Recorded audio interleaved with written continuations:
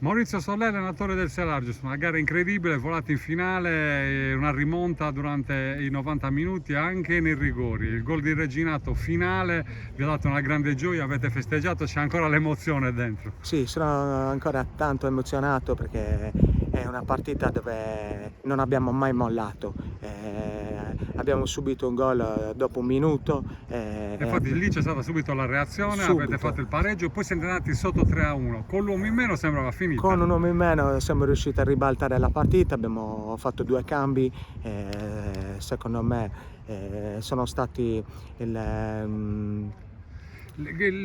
Avete cambiato marcia effettivamente. Sì, sì. Nel finale, nel recupero, punizione alla fine, sembrava tutto perso. La Ferrini aveva sbagliato anche il gol del 4-2, c'è questa mischia, punizione, il portiere Parat non trattiene, arriva il Reginato e vi dà una grande gioia. Gol. Da lì è partita l'esultanza, tempo 2 minuti, è finita la partita e si va ai rigori. I rigori li abbiamo preparati in settimana, anche ieri nella rifinitura sapevamo che ci poteva essere questa possibilità di battere i calci di rigore e dunque avevamo le idee chiare anche su chi doveva calciare i calci di rigore. Alla fine diventa protagonista Reginato perché oltre a segnare durante la gara segna il gol decisivo, ha fatto una grande gara e quindi diciamo sono stati tutti bravi, ma Reginato diciamo è stato in questo caso l'emblema. Diciamo che è lui che ha chiesto di battere l'ultimo calcio di rigore, però la maggior parte dei ragazzi si sentivano pronti,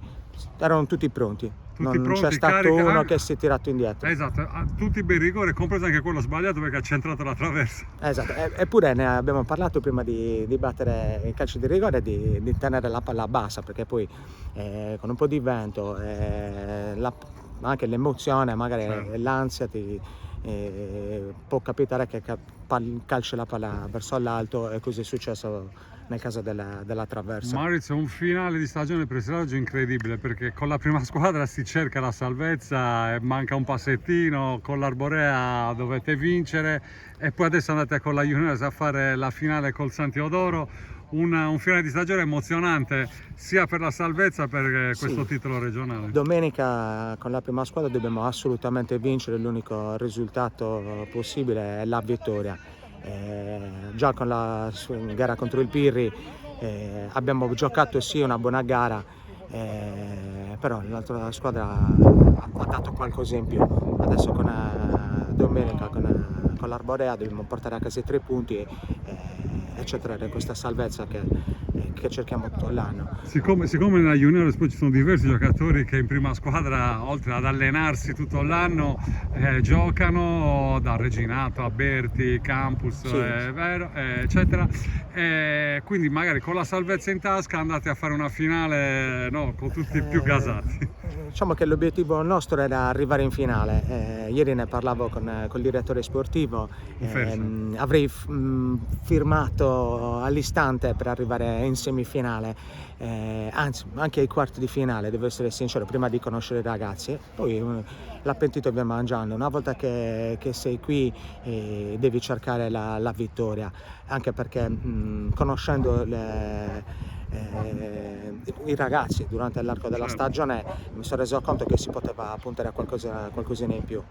La Ferrini è una squadra che ha fatto una grande gara, è una squadra che si sapeva, sono abituati a vincere, sono sempre a quei livelli nel settore giovanile. Noi sapevamo che era la squadra da battere.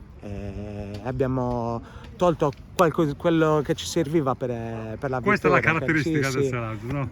Ultimamente ci serve il gol per svegliare, no, lo schiaffo. Il gol al primo minuto per svegliarci. Sì. Perfetto Maurizio, tanti complimenti, in bocca al lupo per la finale, vinca il migliore tra voi e il San Teodoro. Voi ovviamente sperate di alzare la coppa e di proseguire la fase nazionale. Grazie mille, crepi lupo. Grazie.